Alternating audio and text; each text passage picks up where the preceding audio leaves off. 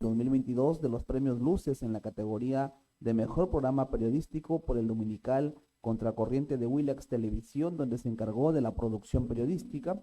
Fue exproductor general del canal institucional del Jurado Nacional de Elecciones y durante 20 años trabajó en Latina Televisión, donde fue reportero y luego productor periodístico de los programas dominicales Reporte Semanal y Séptimo Día, el noticiero 90 matinal y 90 segundos y también jefe de nacionales del servicio de noticias de dicha televisora. Laboró como investigador en Panamericana Televisión y en 8 diarios de circulación nacional. Ha publicado 13 libros sobre periodismo televisivo y ganador de 2 premios nacionales de prensa, licenciado en Ciencias de la Comunicación por la Universidad San Martín de Porres, egresado de la Maestría de Comunicación y Marketing de la Universidad Jaime Bausati Mesa y cuenta con una especialización en investigación científica por la Escuela de Posgrado de la Universidad Norbert Wiener. Estimado Armando Ávalo, le escuchamos atentos.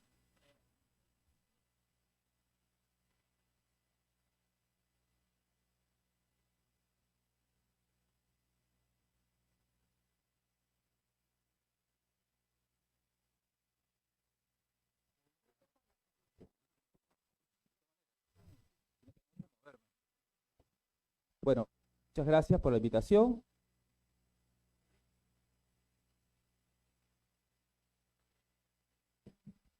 Se mueve, ¿no? No, voy a tener que estar un Hola, poquito hola, acá. hola. ¿O ahí tienes uno móvil? Échalo.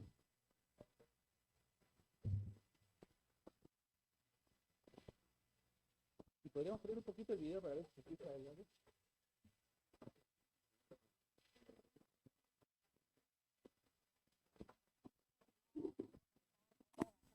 A ver, 3, 2, 1.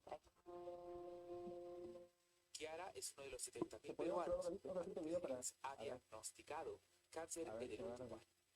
A sus 25 años tuvo que dejar los estudios de danza y literatura cuando un día comenzó a sentirse débil y la internaron. Ahí le confirmaron.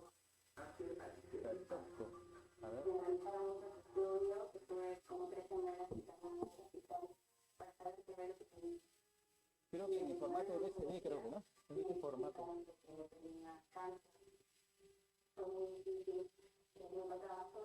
Claro, ¿no? A ver, mientras va probando.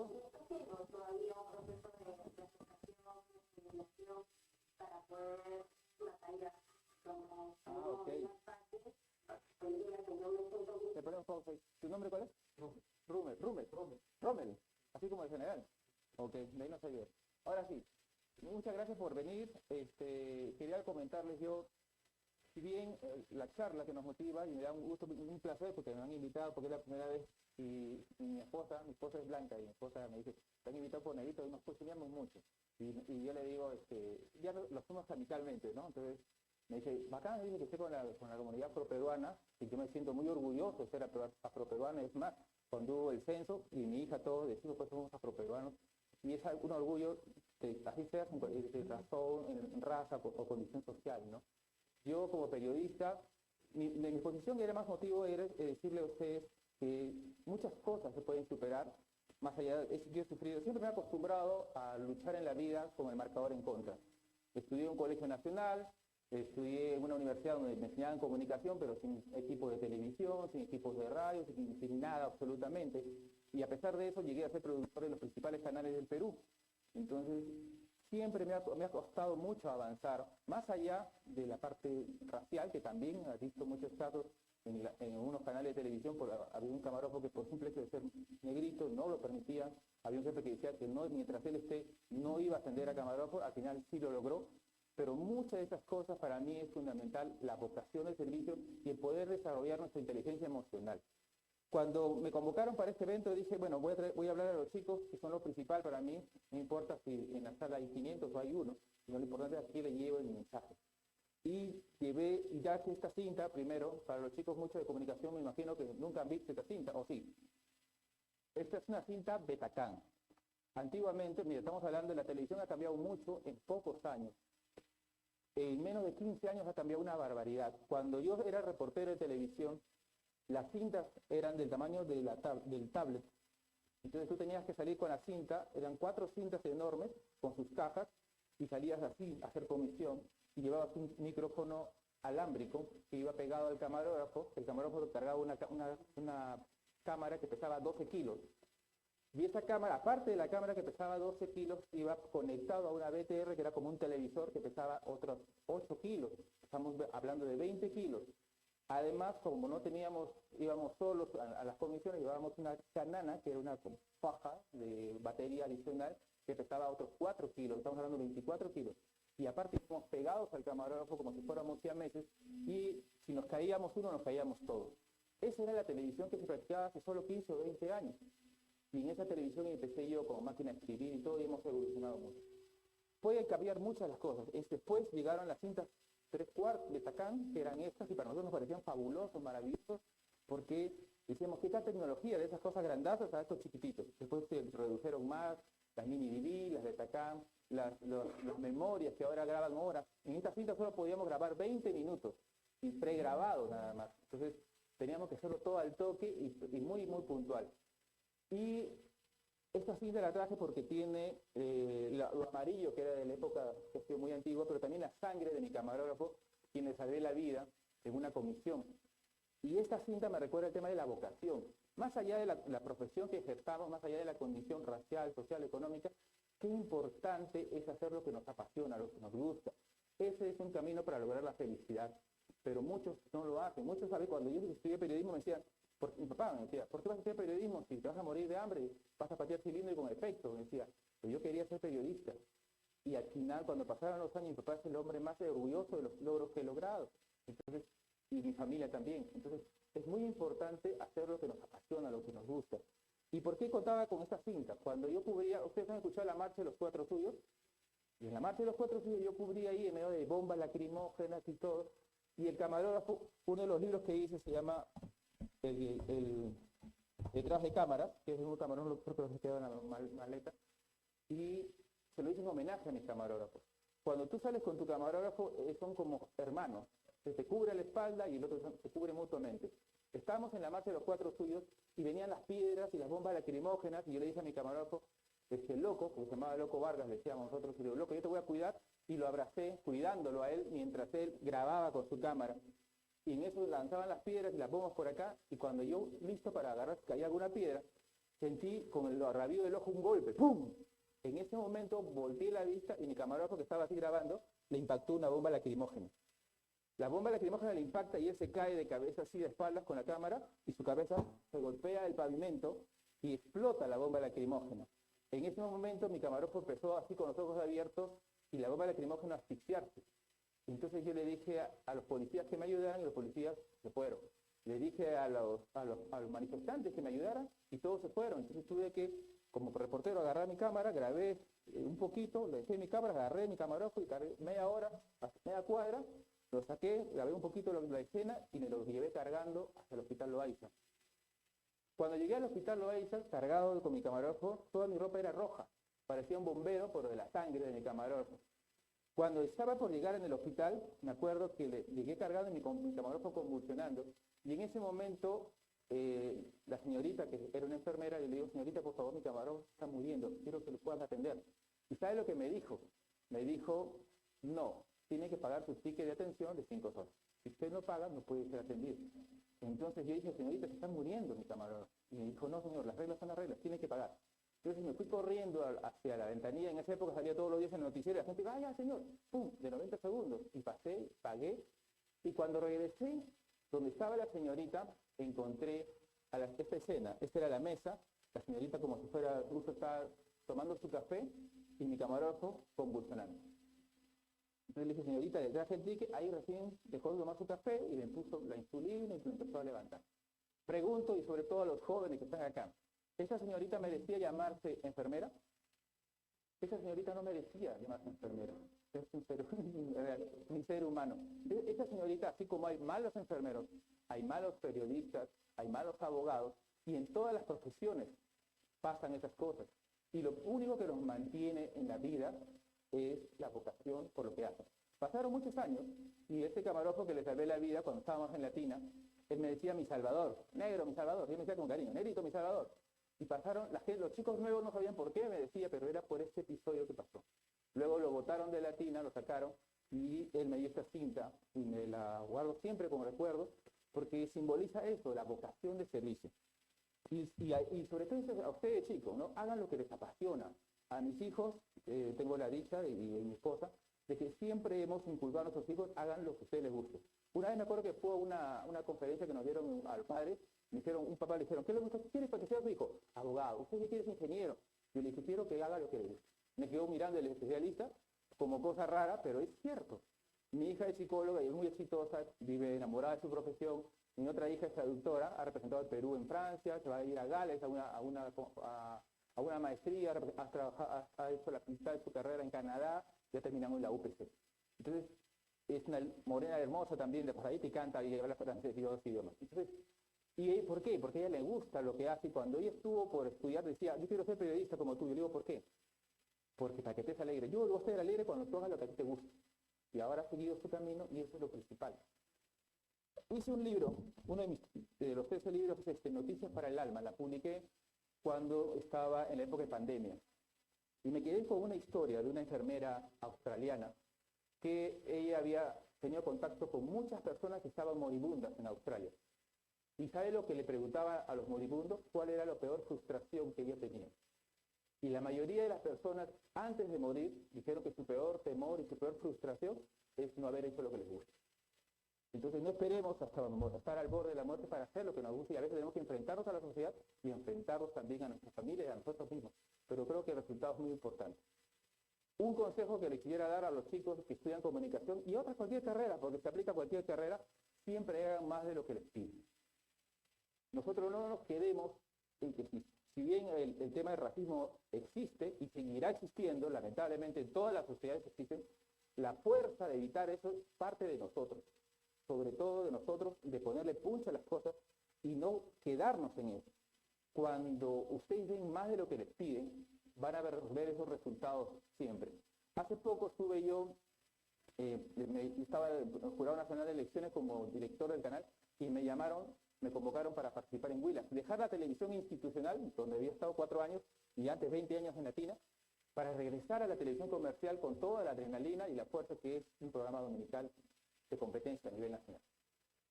Dudé mucho en el sentido de que tenía que volver a la vorágine, pero al final me dije, yo lo puedo hacer. Y cuando regresamos, al final de un año, ganamos el premio Luces como mejor programa periodístico del Perú. Cuando me dieron el trofeo como mejor programa periodístico, dije, carajo, lo hicimos. Y me acordé un episodio cuando yo estaba chiquito en el colegio. Y justamente me discriminaban porque era el más flaquito y era zambito.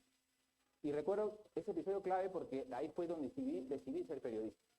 En esa ocasión recuerdo que estaba en mi colegio, no sé, hay una foto, no sé, pero hay una foto que quisiera que los chicos vean.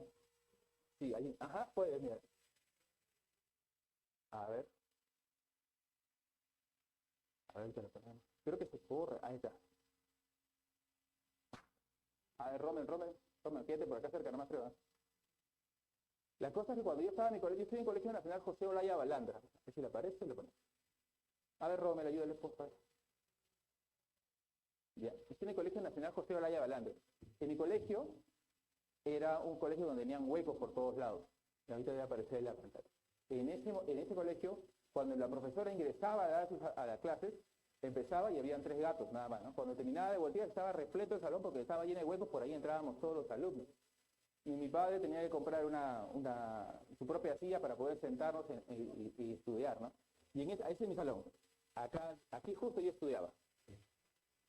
Y mire cómo nos sentábamos así los chicos, incluso en las baranditas del salón. Entonces, en ese salón, me acuerdo que nos dijimos, ¿tú quieres ser periodista? Yo quiero ser abogado. No, todos, yo quería. Y cuando me preguntaron, yo dije, yo quiero un día ser reportero y recorrer el mundo haciendo reportajes. ¿Y sabe qué hicieron mis compañeros? Me agarraron a cuadernar. Talla, tarado, se burlaron. Pasaron los años y fui reportero de Reporte Semanal, Dominical, y viajé por todo el mundo haciendo reportajes. Y cuando me acuerdo que uno de mis sueños en esa época era conocer a la Chilindrina. Yo vivía en un cuarto que era la mitad de la mitadcita de acá nada más, de ladrillos y de terminillo y toda la cosa. Y me acuerdo que veía el capítulo del Chavo, el capítulo del Chavo en Acapulco. Ya, entonces yo estaba sentadito con mi televisión en blanco y negro, y mi mamá estaba ahí, y yo decía, qué bacán sería conocer Acapulco. Y miraba mi realidad, Y decía, pucha, todo puro ladrillo sin tarrajear, con Eternit, difícil, ¿no? Pero cuando tú le pones huevos, como se dice, y mucho pundonor, lo logra las cosas. Pasaron los años y fui reportero en el reporte semanal y un día viene mi productor, mis hermanos, te vas a México. ¿Qué hay que hacer? Vas a entrevistar a la Chilindrina. Bacán. Me fui a México a entrevistar a la Chilindrina y ese reportaje fue considerado el mejor del año en Latina de ese año. Cuando llegué ahí, me acuerdo que la Chilindrina, porque es fácil, entre comillas, entrevistar a un personaje, pero entrevistar internacional es muy complicado. Y me acuerdo que llegué a México y su manager me dijo, hoy no puede, mañana. Tuve que contratar un taxi del Distrito Federal hasta Acapulco, me costó como $300. Llegamos a Acapulco a las 8 de la mañana y me dijo, no puede ahorita al mediodía. Tuve que esperarla. Cuando llegué, yo ya había hecho todo mi plan de contingencia para poder entrevistar a la Chilindrina. Y recuerdo que cuando llegué, la Chilindrina me dijo, ¿caracterizados? Sí, caracterizados, caracterizados. Salió todo esto y yo tenía un plan, ya me acuerdo que agarré y le había comprado un chullo peruano. Le di el chullo peruano y ya se emocionó.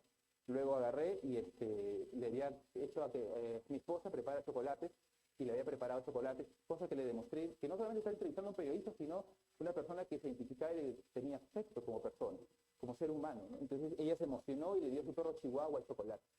Y ella también lo comió en pantalla. Y luego le hice un dibujo que mi hijito había hecho antes de partir, que tenía 8 añitos, de la Chilindrina con sus faldas verdes, toda fea. Pero la Chilindrina se emocionó casi a las lágrimas. Y de los 5 minutos que me iba a dar, al final me dio 20 minutos de entrevista, me llevó por toda la ribera, me presentó a su esposo, que es el que hace la voz en off del Chavo del 8, y me llevó al hotel, ese hotel famoso que ustedes ven en la serie, cuando el Chavo empuja la ventana, ¿no? El vidrio y dice, uy, el hotel es igualito por dentro que por fuera, me dice, ¿sí? Ya, yo cuando llegué a Acapulco y vi el vidrio, lo toqué así, como si fuera una película, ¿no? Porque para mí era un sueño. Sí, lo caso. Estar en el lugar donde yo dije, pucha, algún día estaré, pero me parecía imposible. Luego que hice el reportaje, terminé con la Chilindrina me representó con el dueño del hotel, y ¿saben qué me recomendó para alojarme esa noche a mitad de precio en el penthouse? Nos hospedamos con mi camarógrafo que vi en Villa El Salvador y en Chorrillos, imagínense ahí en lo más lujoso, viene el mozo con su champán y todo, el Sánchez, los veleros, y abajo, porque recrean todos los días el episodio de la fogata, viviendo ahí, y dije, sí. Entonces yo dije, los sueños se pueden cumplir. Y los sueños no hay nada que pueda impedir que cumplamos nuestros sueños, pero todo depende que está aquí, en la cabeza. Y más allá de las dificultades que podamos tener en la vida, es importante no dejar de ser un corajudo. Y ahora quiero poner el videíto, y les decía a ustedes, siempre den más de lo que les piden. Yo era... Romy, no te vayas. Ahí, ponemos pausa un ratito. Ajá. Lo reducimos y lo ponemos ahorita.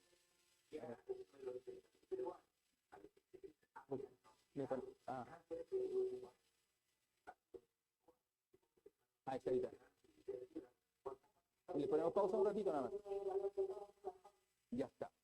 Y a través de esta profesión nosotros podemos hacer milagros y podemos hacer muchas cosas bonitas. Y siempre les decía, y ustedes den más de lo que les piden en la parte laboral, en la parte profesional y en la parte emocional también, ¿no? De su pareja. Hace poco yo celebré con mi esposa 33 años de enamorados. Seguimos enamorados, y yo digo, más allá de la parte profesional que he tenido muchos logros, me ha ido muy bien económicamente. Creo que el cerrar el círculo con mi esposa, con la que nos llevamos muy bien, creo que es lo que le llaman algunos la felicidad. Y para lograr esa felicidad es construir todos los días, enamorar a la esposa, celarla un poquito, aunque se porte bien, ¿no? O sea, claro, irla a recoger, hoy por ejemplo tiene una feria, voy a ir de acá, me voy a recogerla a ella. Entonces siempre estar ahí, no pelearse más, no molestarse más de una hora, no conversar. Esas cositas son las que te mantienen y eso es dar más de lo que te piden. Y en la profesión es dar más también de lo que te piden. Entonces, por ejemplo, yo estaba en Contracorriente, era productor, no tenía la obligación de hacer reportajes, pero yo salgo a hacer reportajes. Entonces, ¿por qué? Porque así le demuestro con el ejemplo a los chicos que empiezan que el jefe también se moja los zapatos y también les enseña con el ejemplo. Porque yo puedo hablar muchas cosas, puedo decir, ustedes tienen que hacer esto y esto, y después me ven borracho tratando de la vuelta a mi mujer, no soy coherente. Entonces, cuando uno es coherente con lo que dice, inculcas y dejas huella y la verdad dejas escuela. Entonces, ese era mi motivo por lo que yo hacía reportajes. Y en Contracorriente, cuando me llamaron para ser director de Justicia TV, el canal del Poder Judicial, dije, voy a dejar algo a los chicos que empiezan. Y siempre dejaba reportajes, pero dejé este reportaje, y este es más allá de que cubramos una noticia, lo que sea, siempre tenemos que dejar un mensaje, un mensaje positivo a la sociedad. Les voy a dejar el reportaje y de ahí ya lo continuamos.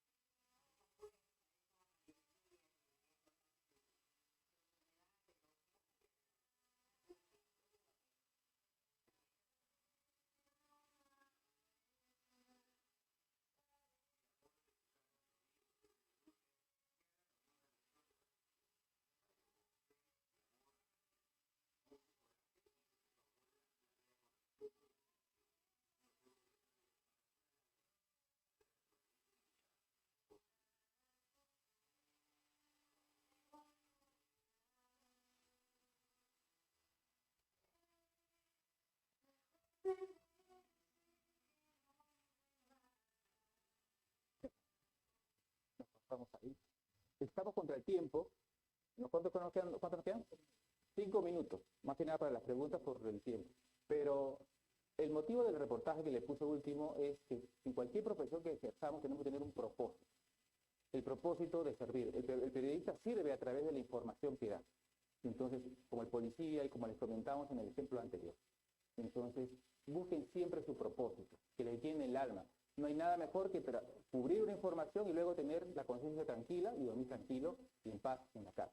Y que tu familia se sienta orgulloso de que tú eres un periodista o un comunicador.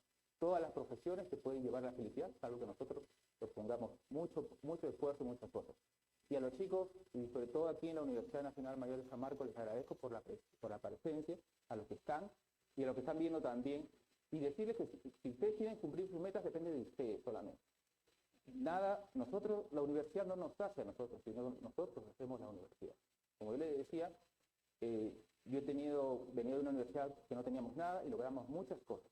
Así también he visto chicos que a pesar de que están en las mejores universidades, no sirve de mucho, porque lo que depende mucho de lo que le pongan es la actitud. Ustedes van a ser contratados sin duda por su inteligencia, pero si son despedidos, van a ser despedidos por su personalidad. Así que les agradezco de corazón. Y nada, si hay alguna pregunta, si no, vamos cerrando.